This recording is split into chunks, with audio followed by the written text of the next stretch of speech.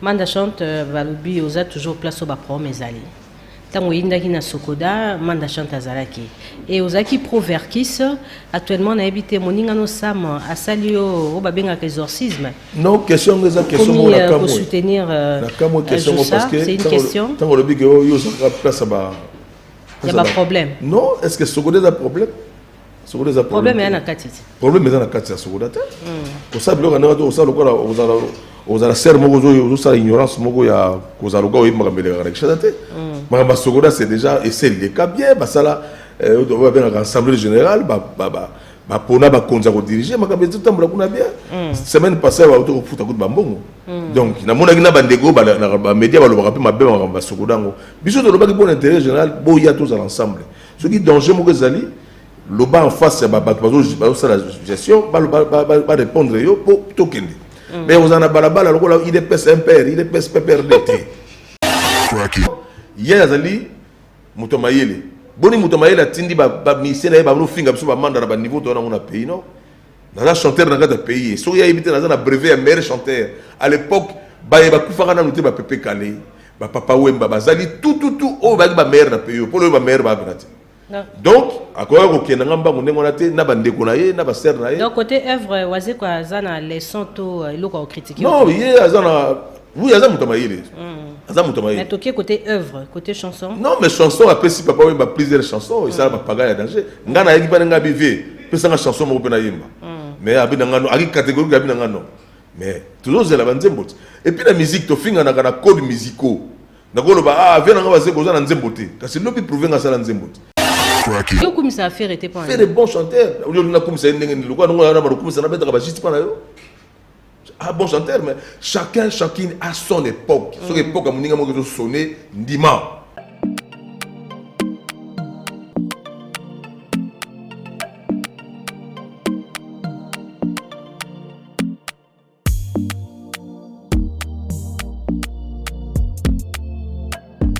Le big boss, le roi de la forêt.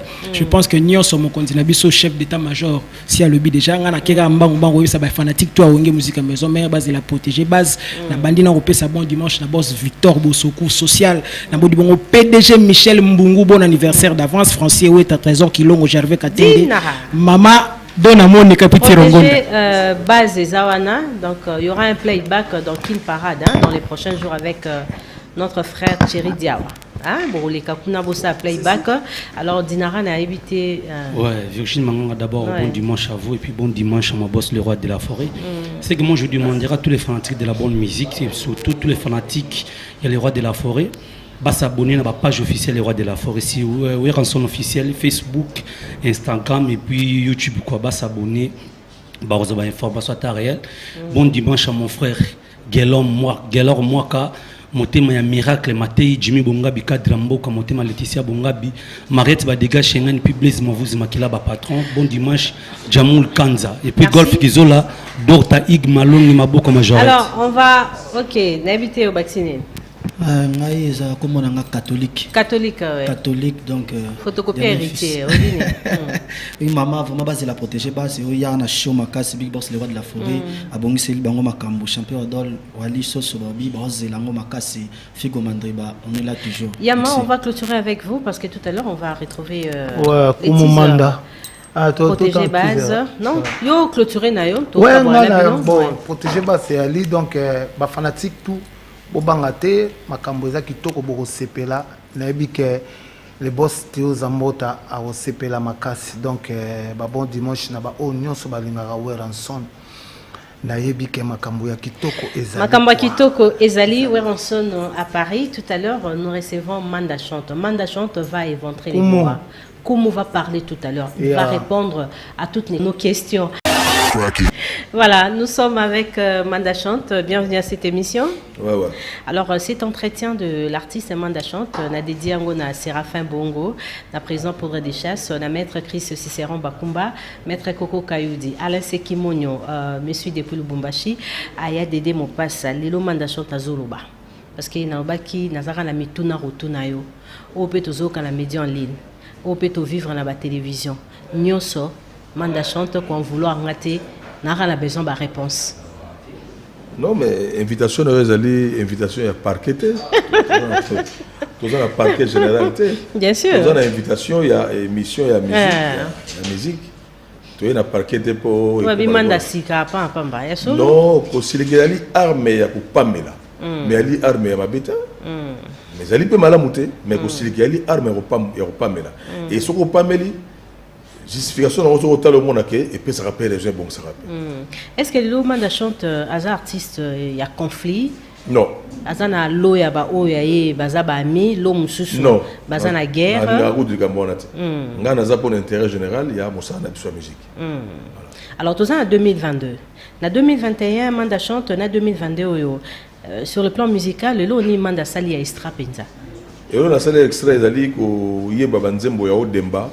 Na style ya oke jazz wana ya bana oke vesi barwa ba kito yimba banzembo na e pour na trouver un extra parce que Nathalie Jean on ezali eza c'est pas n'importe quel oyemba ako comme un niveau ko pesa ya ko pesa au moins 50% il a facilité et na beti amu na mboka partout au biso de robeta musique te ndenge bandego so beta soka beti mukake na ngomba beti mukake na ngomba mais sinon ba preuve elle na kata mboka na kata Kinshasa na kata ba province ba moni de quoi na l'axi moi capacité à relaxer au Demba banze mon muke passe à niveau ya ba tout na biso.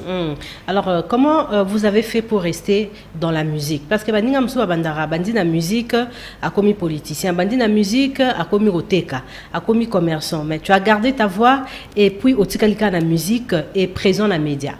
Oui parce que ça makambo nza même ta pesa ngandengo wana. Donc ya tina nga pona yembela raye na yembela ki payer et puis tilo na yembela raye et après c'est comme ça il y a rien belle somme mokili donc il y a tapé ça donc c'est pour cela courage à Zali et l'engango Zali ya kokitate ya komatate ozali comme Zali alors côté fort Yamanda chante Zali côté fort nanga yalika ka souci aux l'intérêt général la bande gonyo se passe la bien tous à la bomoko sali force bana kala na monde entier mais pas bomoko ezate za ils ont même c'est mon manda chante Valubi oza toujours place au ba prom Zali tango yindaki na Sokoda manda chante azalaki et ozaki proverkis actuellement na habité moninga no sam asalio o babenga exorcisme non question eza question mo la pour soutenir la camo question parce que c'est une question tango le big yo so place ba il y a pas problème non est-ce que Sokoda a problème Sokoda a problème est na kati problème est na kati ya Sokoda ta ko sablo kana to osalo ko ozala ser moko zo ignorance moko ya kozala ko yimba mbele ga rekshate ma Sokoda c'est déjà et c'est le cas bien basala on va bien assemblée générale ba pona ba konza ko diriger ma kabezi tambula kuna bien semaine passée ba auto futa ko bambongo donc na mona kina bandego ba média ba lo ba mabe ma Sokoda ngo biso to lo ba ki bon intérêt général bo ya tous ensemble ce qui danger moko zali lo ba en face ba ça la gestion ba répondre yo pour tokende mais vous en avez balabala il est pèse impère il est pèse pépère d'été parce que elle sur les à droit d'auteur sur ma bé elle surtout quand on a la télévision bato ba nyongo na biso ba ko futa ngote mais surtout il est pas na biso mo do elle bato ba nyongo ba ko banga ke baza yini c'est ça notre rôle mais vous le ba ko ngai pas problème non autant comme PDG Verkis que mangana que je salue pas ça ah papa na biso azana expérience ça nous sala mingi na kata mboko ngaza na pomona ita oui likambo ya matanga des fois où est parti tomoni penza manda chante na kati ya bobsek kolela quand je dis kolela rama ya misote compassion na yo présence na yo ezaki très important mais après et bon ngani ko swana oui bon pourquoi mambo artiste c'est soukara bon ngani ko swana pour une incompréhension entre l'artiste et puis moment na kati ya boka tellement blora ba Covid-19 oyo na ba couvre-feu bande que belé ba non ça exercice au beta ba concerté et ba mongo venez à quitter et puis surtout ba rentiment tant ba yogi ba pesi ba transport na makambo ya matanga wana nde msi ba makambo wana nyoso mais sinon c'est eleki et c'est l'équipe bande que belé ba finga ki biso ba lelo e belé presque ba sengi ba pardon est-ce que c'est vrai que Chalamon a présenté excuse na mama Chalamon a yebsinga leki na manda vraiment na place la pesa ko na kata mboka na koki jamais ko ça kozang sa kolobana yo pardon pardon parce que na finga ki na lobaki moyibi na yebaki te makambezo leka tant na yo yeba makambezo leka vraiment legi nanga pardon na retirer nga na ko finga moyibi te et j'ai aimé et c'est ça moto mayele C'est ça Moutamayele. Alors, Oazé quoi pas présenté pardon, il est déterminé. Il se comporter ma bé selon Félix Oazé quoi et puis Aza c'est l'artiste congolais ou avandra na Kinshasa pesa kimbongo matanga et atanga même kombo games. Non, ce que vous allez venir solo, tout semble la rabette, vous allez en Zambé. D'abord, vous avez sur gauche et puis droite au monde. Et au biso tout ça, na famille des fois, tout ça, na des fois peut-être il y a ça en côté. Na mon avis, ma déclaration là. On a pas ça place quand même à Moutamayele et puis place à Mboka. Et il y a eu pas comme ça qui. Mais elle ça méga amplification pour amplifier ma kambu oyo, vous en maîtrise. Parce que on a mon avis parmi à gros le non, alors c'est un bilaboni. On a pas payé par transport, il y a un concert pour makambu ya obsèque ya général de FAO. Au moni nini. Tant que à Kenya na mon bango na makambu. Et puis bilogo le photos Zomayele bilogo ba voice et ba vocal. Faut être prudent. Parce que les logos, mais on a terrain moko et aussi ça onyoso. Ce qui a passé une faute, nous avons mis mona, mais on a place la place à rien Moutamayele. Il y a Mogatali, tant que bisozo de la matadigibala a ba ser ba kufi ba mama ba kufi. Tant que bisozo de la bande kona ituri. Tant que bisozo de la camarade de biso Jeff a kufi le maman na bango na Kingasa ni kuna camion ye koti et memi maman na yateka kama sango na fufu. Tant que bisozo de la matanga on a yaki to na ba télévision ngi ya sali 18 émissions pour na kolobaka kama bena biso. Na moni même les musiciens ils pas finganga aza ko dénoncer aza mécontent non mais contentement na yeso kaza pena Moutamayele la sola ngalo ba bolimbisanga nazali na maîtrise à l'isoloté parce que y a des musiciens congolais abi na ba set nyoso rubrique mo za la kata 10% ba pesa ba $100 besoin de transport et biso to banaki musala des fois depuis akufaki nzamba zwa ki tina suka et pour ma coordination ba sa coordination et za pour participation na ngai des fois à sala mingi na carrière na nga Abenga Kenya combien de fois donc na mona ngelo na ko pesa teta on a moni ke ba yé na coordination ba sala nzembo na koti yango et na bengi ba kulutu ebele entre autres na benga ki mutu na biso wase quoi na bina ye kulutu nzembo yele apo tanga uti poto ayé mutu apesa ki mutu liboso numéro zanga bina numéro nga yango yo sur moi le solo ya libenga nga kan ngeza na bengi na bin nzembo ya général de famille abino non église na biso zo permettre te ko lela mutu mais bon ngana ye ko mona ye petit ye ko lela ti na kati il y a pas de lagi Oazé va bien église na bango permettre été il y a yemba nzembo ya autono ko sala mais lela quand même présence na ngana na bi bon na comprendre que la droit na et puis tout d'un coup na tongo bisonné tout ça très bien ko belela lelo na kata mboka oyo ma sœur Virginie ko belela na kata mboka oyo kombo nyoso mais ko belela moto muyibi na biso ba tout ça ba congolais ya mboka oyo to saka fier on a ça fier na mboka na tamboli partout dans le monde passe ezali bande za na Congo te Congo passe na ngoka ezali oyibi obosani ko salisa mboka na yo ou ozui obosani ko salisa ndeko na yo passe to na ngo yango na parce que bato salisa na te mais sinon ko belela baninga moyibi illégalement et masumu na ye muto yebi nzambe yango na moyi mabe na za na problème na été parce que yazali mutu oyo ayelaki biso banzembo na kati ya temple na biso ya viva la musique biso viva la musique eza temple na biso et viva la musique ezali lokola pas ya grand maître azali ponga papa marabenga ke grand maître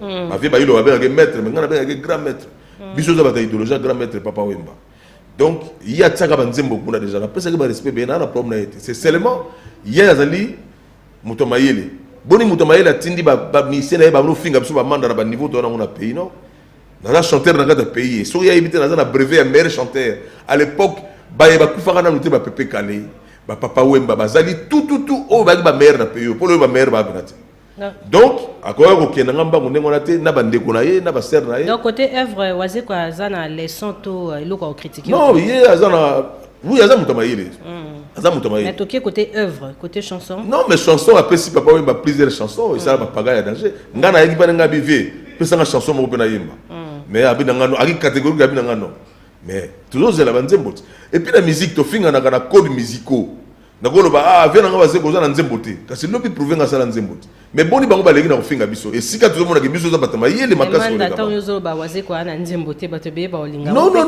attention maman toujours sur la normale ko sur la nga ninga ba polémique te nzembo ba nzembo obiso de bia pesa lingisa ke biso na temple ba nzembo a danger ki mena nga ya nzoto e kosila ba nzembo so tango ekomi ye mo ronde nzembo ya te non siko ya ye pena kena nzela mususu dans sa danger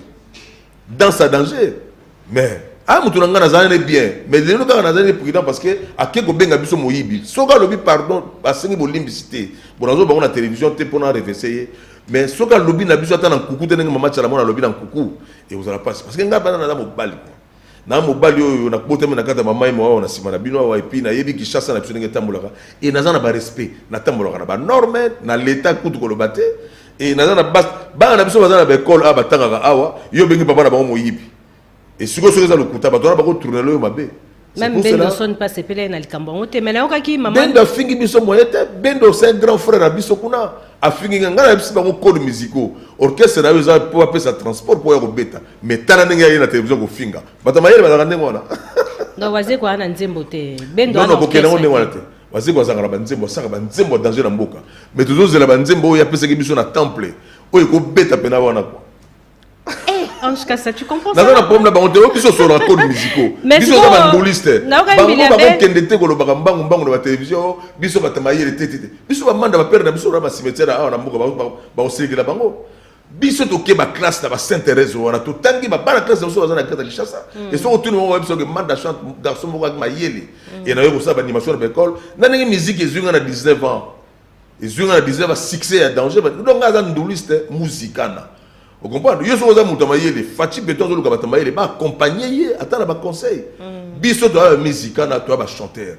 Ma voyez la sur la télévision des masters nga licencié, nga boye. Biso musicana. Donc tu serais dans likambango mais besoin qui paie quand même moins bongo pour Adrisha Palobaki ba voice c'est ça. Et c'est là que le belema be pourquoi les loba bazolo ba souté ser nanga. Limbi sanga makambo ya sanitaire. Et donc na 5 continents du monde ba ba mission minene ba kombo ndenge wana. Ba ser mbilia ba bosi bosiana ba redi a misi ba lembongo matanga yaki code moko ba be et dimne même ba personnalité donc moni ba reçoit les komi mais ezaki mission te ba to mayele ba sala ba émission belé ba comme ko ça le ka buzz na bango non et émission okitsa mungongo ezaki ba yaki boy et sili moment ya liso moment ya makambo te ba bazulu ga lelo mona alors otangi kombo ya président na biso na moni président actuel azo reconnaître ba valeur na bino azaro nommé p hein na peut soko réagir sur nomination à Koffi Olomide de ba PC passeport diplomatique parce que sentiment ils a départagé na Likambong. Il mérite ça parce qu'à grand na kata pays a sali ba mebele les lonza me kuda batelier azo mérité yango mais président foye ba ke a sali malamu moko mais a continuer kata défi. Président Zali aza mutayibu moko musique ayiba mission na kata mboka o donc a continuer kata défi moko akoyeba ke tozana ba koko ni boma tozana ba evoluko la ila na mboka o tozana ba soda belé et biso za ba soda o ya génération pe lelo ya défaté na kata mboka ba piapeyo non ba pesa nga lelo tata lobi ba penser na nga ba pesa nga lelo te parce que nga na ko se comparer na ba Koffi esika bazalité mais bande comme soupe likolo na nga wenge bazo méritant parce que na wenge toza moi sac moko boy bande comme soupe moi likolo na nga pe bazo mériter mais nga lelo tata lobi ba ko pesa nga parce que démarche nga na osana mboka na musique na obeta lelo na pays bala wenge ba na souci moko penza ba pia PJB na wera lo ba na zana kuna te donc démarche nga pe na lelo nga za soda pe na impiko musique akata mboka oya ninga ba ninga na ye oya ninga ba conflit na ba ninga na ye donc lobby faut pas penser pour na biso faut pas tomber la biso pourquoi parce que na mboka na zo mériter pe yango na 97 na zaki meilleur chanteur na mboka o na nzembo na nga Ibrahim na zo mériter mais na lobby na za na mbangu te parce que mité me yali kundu na mabe mingi ba mona lokola na se comparer ba pesa nano mais pas penser na ba koko ni boma ba Papa Noël ba Rigo Star ba tout bazali na pays ba ko sala et félicitations na Verambo félicitations na Maître Gims parce que Maître Gims ba projet o na ngwawa et ko sala sabiso belé na kata Kinshasa d'ailleurs bino boza rappeler sans projet ba artiste o pena ba raminga ba kaka ba grand projet mama ba sa ngo pena mbongo belé yo saka na projet le quoi ya na ngwa projet yo somba bilamba cher ba msubo somba rami tuka ya ba 100 000 projet msupe ko za na 50 000 projet o ya na ngo ya ba studio ya ko sala ba production na connaissance ya za na monde ya lo ba internet parce que bango lelo na ba fali ba za na mo niveau ko yeba ba monde internet parce que ya comme raso comme si gauche kuna na droite ba siliki ya na beaucoup misa affaire te mboka ezo mema makambo nango yo kumisa affaire te pour faire des bons chanteurs yo na kumisa ndenge ni lokwa ngo na ba kumisa na beta ba juste pa na yo ah bon chanteur mais chacune a son époque son époque a moninga mo ko sonner ndima biso ba manda na mboka o tatu ko yeba ba Ibrahim yaki bien ba ko yo estimate. Nous sommes arrivés à la fin de l'émission Manda chante to parler sur album mais question mo kombo biso do sisi déjà rubrique de bengi acoustique yaki devoir na sisi yango et ce qu'on a dans la banzo mo na sala ki kaka juste papa Simaro 6 et puis na 6 2 na salinga moko 4 na somba ki pa ya ba bandeko ba tamsa le mboka na ba yemba et puis Est-ce que Bandi Mango, OK Jazz, ou une référence? Non, non, quand tu as référence, c'est quand tu as OK Jazz, c'est quand tu as Papa Simaro. Pour n'a pas sa force. Parce que les autres ont les forces à Simaro, mais si les autres ont un po. Pas ya outi na présentez-nous deux meilleurs artistes congolais parce qu'il fallait al qu'il n'y a pas deux hein. Yo présenter deux. Non, tant il fallait qu'il n'y a pas de Mikumisa qui fallait Mikumisa. Et puis, les gars qui connaissent pas besoin de Mutumusu. Sanchos, na immeuble Botour local 36, kosoma ba chaussures à Kitoko, ba montre à Kitoko, manda chante. Na pe sur adresse et pas à Franck Matoko, na immeuble Botour local 36. Ouais, mon anglais en Angleterre pour dans l'autre mais na voya quand même comme vieux Georges Coach. Georges avait na pe sur Nembote. Georges Batois. Nous on vit dans Georges Kochi, azavi na biso bien na biso. Et Georges Batois na groupe na GB. Voilà, Georges Batois, oui. Na pe bande on a besoin Angleterre logo ba Gilles Vassimba, grand manager. Na pe ba Didier Sono ba Yab Simpangi. Programme na biso le 6 mars. Tous en Simba Fils, tous en Bananjili, et puis les 15 tous en Bandal, et le 21 tous en télé, pas un camp David chez Honorable Martin. Nous sommes arrivés à la fin de cette émission. Un grand merci à l'équipe technique, Ange Kassa, Nana Kalamba, il était derrière la caméra. Merci à la réalisation Mboshilo Kinzondi, Fiot Mandiaka, je te salue. Bardo, Papa Osé, je vous aime beaucoup. Désormais, suivez Antenna sur YouTube, tapez Antenna TV RDC. Vous allez suivre nos différentes émissions. Je vous retrouve le mercredi pour la rediffusion de cette grande émission à pluriel dimanche prochain à 12h30. Je serai là pour un autre numéro de cette émission. Merci à Séraphin Bongo, à Maître Chris Cicéron Bakumba, Nabino Nyoso. Bye bye.